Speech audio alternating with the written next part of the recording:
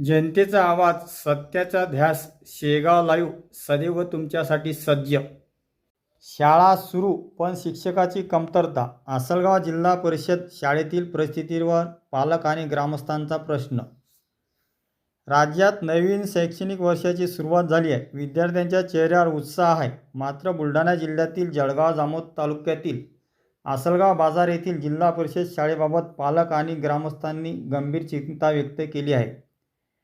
त्यांच्या म्हणण्यानुसार शाळेत काही विषयासाठी आवश्यक शिक्षक उपलब्ध नसल्याने विद्यार्थ्यांच्या शिक्षणावर परिणाम होत आहे. या पार्श्वभूमीवर शिक्षण विभागाने तातडीने दखल घ्यावी अशी मागणी केली जात आहे.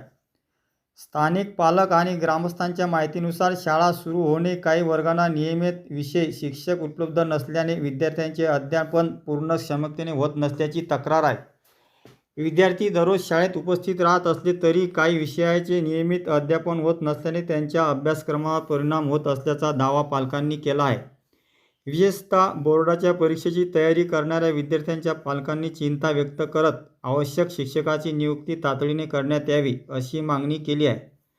पालकाचे म्हणणे आहे की आर्थिकदृष्ट्या सक्षम कुटुंबातील विद्यार्थी खाजगी शिकवणीचा पर्याय निवडू शकतात. मात्र जिल्हा परिषद शाळेवर अवलंबून असलेल्या अनेक विद्यार्थ्यांकडे असा पर्याय उपलब्ध नसल्याने त्यांचे शैक्षणिक नुकसान होण्याची भीती व्यक्त केली जात आहे. ग्रामस्थांच्या म्हणण्यानुसार यापूर्वी शिक्षक भरतीच्या मागणीसाठी विद्यार्थ्यांनी मोर्चा काढून संबंधित अधिकाऱ्यांना निवेदन दिले होते. मात्र अद्याप परिस्थिती अपेक्षित सुधारणा झाली नसल्याचा आरोप करण्यात आला आहे.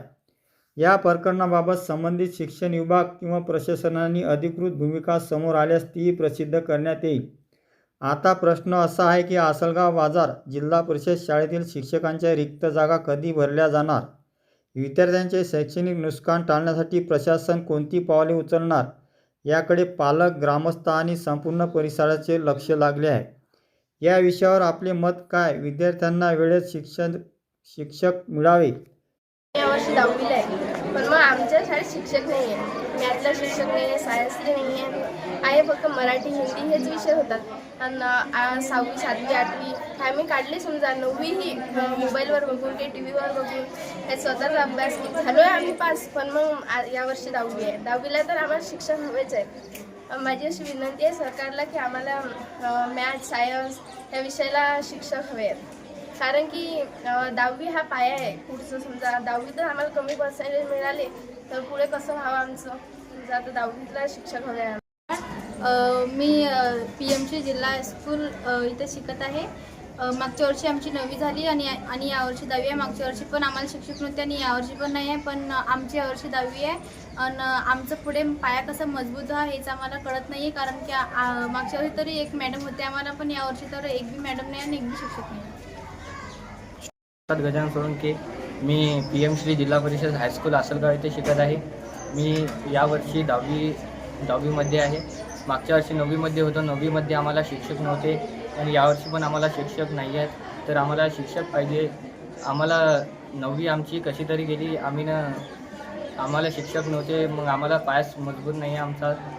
आणि मग स्टेट बोर्डची परीक्षा कशी द्यावी आम्ही 10वीची हाच प्रश्न पडला आहे. शिक्षक नाहीत म्हणून आम्हाला शिक्षक पाहिजे आणि आम्हाला प्रश्न समजून सांगण्यासाठी शिक्षक नाही आहेत. आमचा कन्सेप्ट क्लिअर होऊ नाही राहिली म्हणून आम्हाला शिक्षक पाहिजे.